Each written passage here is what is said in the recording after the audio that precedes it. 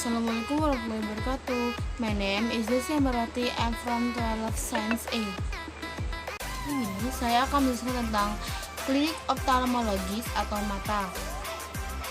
Di sini saya akan menjelaskan tentang suatu penyakit yang menyangkut dengan mata, yaitu rabun jauh. Kenapa sih bisa terjadi rabun jauh? Simak yuk penjelasannya. Menurut Dr. Fitrina Aprilia, rabun jauh disebabkan karena kelainan fraksi pada mata. Hal tersebut menyebabkan cahaya masuk ke mata dan fokus cahaya jatuh di depan retina. Rabun jauh dapat dipicu oleh dua faktor, yaitu yang pertama, faktor keturunan, seperti anak dari orang tua yang mengidap penyakit rabun jauh. Yang kedua, faktor pengaruh lingkungan, seperti seringnya membaca terlalu dekat, radiasi layar monitor komputer atau gadget, terlalu sering beraktivitas dalam ruangan, dan juga begadang. Hal-hal tersebut bisa menyebabkan rabun jauh loh, karena mata akan menjadi lelah. Apa aja sih gejala rabun jauh itu?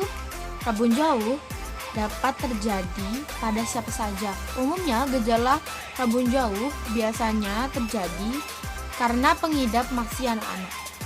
Gejalanya yaitu yang pertama, berlebihan mengadipkan mata. Yang kedua, sering mengosok-ngosok mata.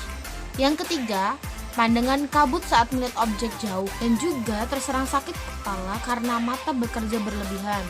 Rabun jauh ditentukan berdasarkan dioptri sampai unit pengukuran yang digunakan dokter ahli dalam pengukuran tingkat rabun jauh.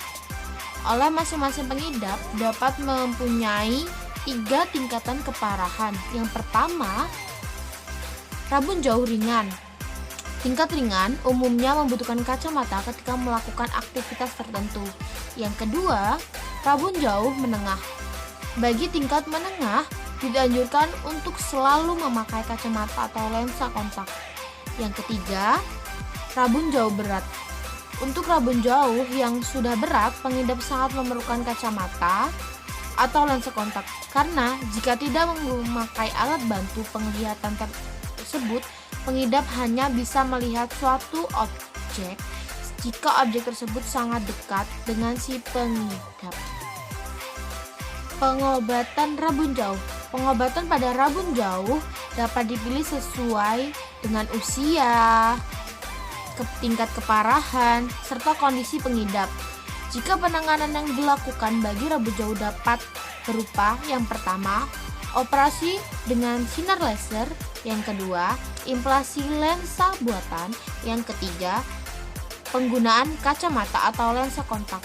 Untuk pencegahan rabun jauh terdapat beberapa langkah yang dapat dilakukan untuk melindungi mata serta mengurangi terkenanya rabun jauh.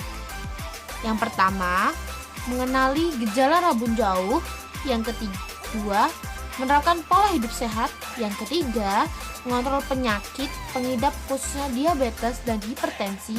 Yang keempat, memeriksa mata dengan rutin. Yang kelima, melindungi mata dari paparan sinar matahari. Jika kamu merasakan gejala-gejala tersebut, segeralah bicara kepada orang tua agar segera diperiksakan kepada dokter. Thank you.